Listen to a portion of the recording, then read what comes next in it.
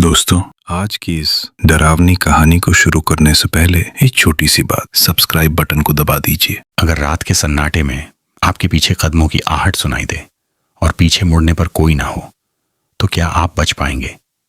भैरवपुर की इस हवेली में जिसने भी वो आहट सुनी, कुछ दिनों बाद उसकी मौत हो गई।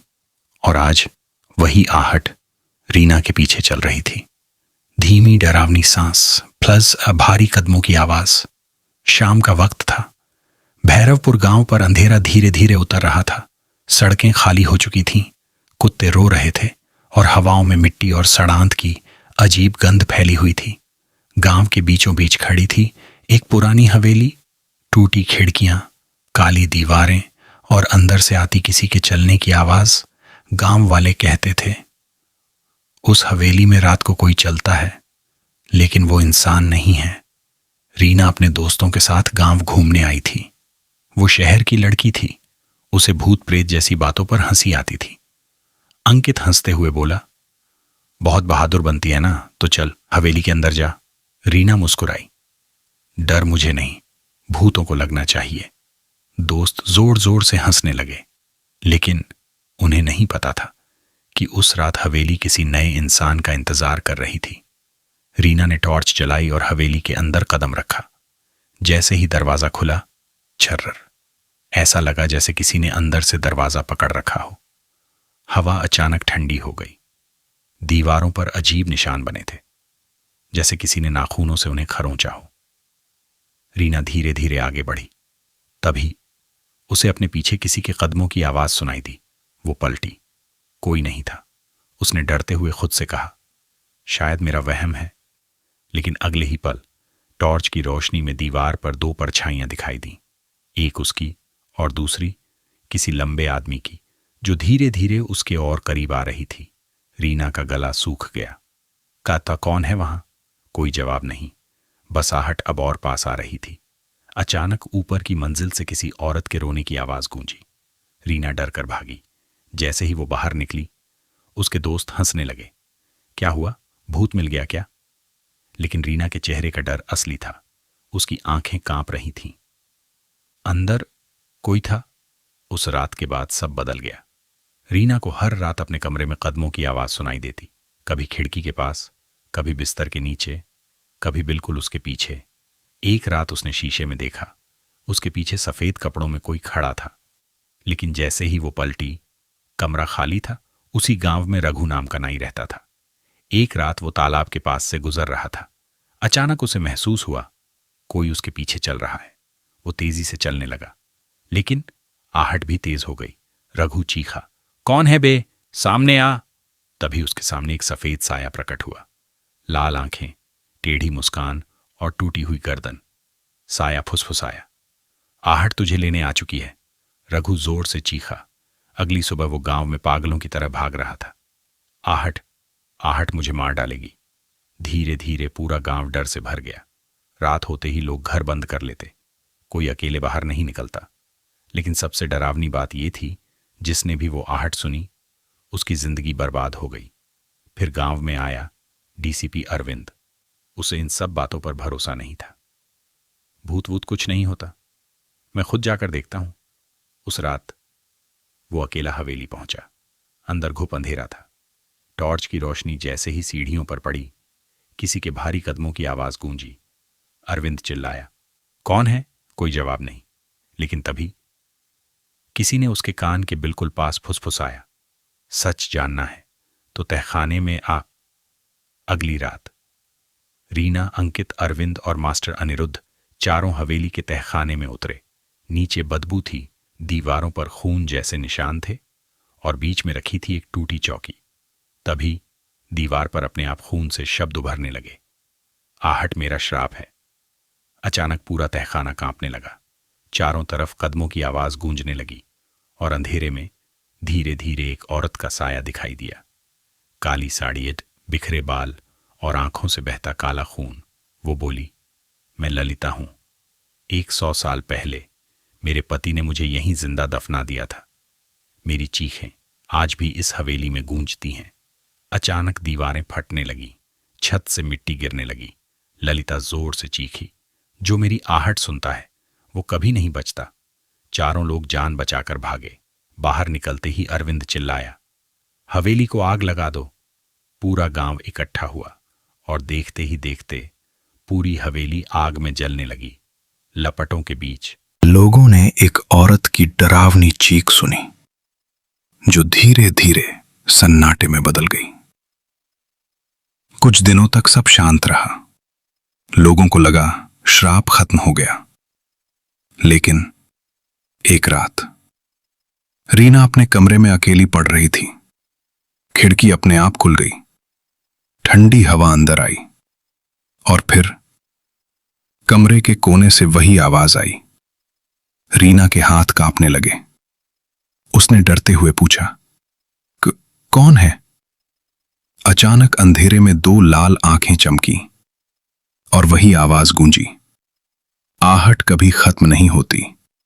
भैरवपुर की हवेली जल चुकी थी, लेकिन जिस रात रीना ने फिर से कदमों की आहट सुनी, अगली सुबह उसके कमरे की दीवार पर खून से लिखा था, अब तुम्हारी बारी है। हवेली जलने के बाद पूरा भैरवपुर गांव बदल चुका था। लोगों ने राहत की सांस ली थी। अब रातें शांत रहने लगी थी, लेकिन रीना के अंदर डर अभी भी जिंदा था। हर रात उसे ऐसा लगता जैसे कोई उसके कमरे के बाहर खड़ा उसे देख रहा हो। उस रात बारिश बहुत तेज हो रही थी। आसमान में बिजली चमक रही थी। रीना अपने कमरे में अकेली बैठी थी। अचानक उसके दरवाजे पर किसी ने दस्तक दी। रीना ने डरते हुए पूछा, कौन? कोई जवाब नहीं। दरवाजा धीरे धीरे अपने आप खुलने लगा। चर्र, बाहर कोई नहीं था, लेकिन फर्श पर गीले पैरों के निशान बने हुए थे, जो सीधे उसके कमरे के अंदर आ रहे थे। रीना की सांसें तेज हो गईं। वो पीछे हटने लगी। तभी अचानक कमरे की सारी लाइट बंद हो गई। पूरा कमरा अंधेरे में डूब गया और उसी अंधेरे में उसे किसी औरत की धीमी आवाज सुनाई दी, तुमने मुझे जलाया, अब मैं तुम्हें जिंदा नहीं छोड़ूंगी। रीना जोर से चीखी। तभी बिजली वापस आई, लेकिन अब दीवार पर खून से लिखा था, आहट लौट आई है। अगली सुबह पूरा गांव डर गया। लोग कहने लगे, ललिता की आत्मा खत्म नहीं हुई, वो अब और ज्यादा खतरनाक हो चुकी है। डीसीपी अरविंद फिर गांव आया, लेकिन इस बार उसके चेहरे पर भी डर साफ दिखाई दे रहा था। उसने धीरे से कहा, जिस रात हवेली जली थी, मैंने आग में एक और चेहरा देखा था, और वो ललिता नहीं थी। रीना, अरविंद और अनिरुद्ध ने सच जानने का फैसला किया। गांव के सबसे बूढ़े आदमी दादू हरिराम ने उन्हें एक डरावना राज बताया। 100 साल पहले ललिता अकेली नहीं मरी थी। हवेली के तहखाने में एक तांत्रिक भी रहता था, जिसने मरने से पहले एक श्राप छोड़ा था, जब तक आहट जिंदा रहेगी, मौत भैरवपुर का पीछा नहीं छोड़ेगी। उस रात तीनों लोग पुराने शमशान पहुंचे। कहते थे वहीं तांत्रिक की असली कब्र थी। चारों तरफ जलती चिताओं की राख उड़ रही थी। हवा में जलते मांस जैसी बदबू फैली थी। अचानक उन्हें पीछे से कदमों की आवाज सुनाई दी। अरविंद ने टॉर्च घुमाई, लेकिन वहां कोई नहीं था। फिर शमशान के बीचों बीच खड़े एक पेड़ पर उन्हें उल्टा लटका हुआ इंसान दिखाई दिया। उसकी आंखें खुली हुई थीं और होंठ हिल रहे थे। वो आ रही है। अचानक जमीन हिलने लगी। शमशान की राख हवा में उड़ने लगी और अंधेरे में धीरे धीरे ललिता का साया दिखाई दिया। लेकिन इस बार उसका चेहरा आधा जला हुआ था। आंखों से काला खून बह रहा था। वो चीखी, तुमने मेरी कैद तोड़ी, अब पूरा गांव मरेगा। अनिरुद्ध मंत्र पढ़ने लगा। अरविंद ने कब्र खोदनी शुरू की। कुछ देर बाद उन्हें जमीन के अंदर एक पुराना काला बक्सा मिला। उस पर खून से लिखा था, इसे कभी मत खोलना। लेकिन तभी बक्सा अपने आप खुल गया। अंदर एक पुरानी पायल रखी थी। जैसे ही रीना ने उसे देखा, उसके कानों में हजारों लोगों की चीखें गूंजने लगी। रीना अचानक बदलने लगी। उसकी आंखें सफेद हो गई, बाल हवा में उड़ने लगे और उसकी आवाज बदल गई। अब मैं वापस आ चुकी हूं। अरविंद डर गया। रीना, खुद को संभालो। लेकिन अब रीना के अंदर ललिता की आत्मा प्रवेश कर चुकी थी। अचानक पूरे शमशान में आग लग गई। चारों तरफ चीखें गूंजने लगी।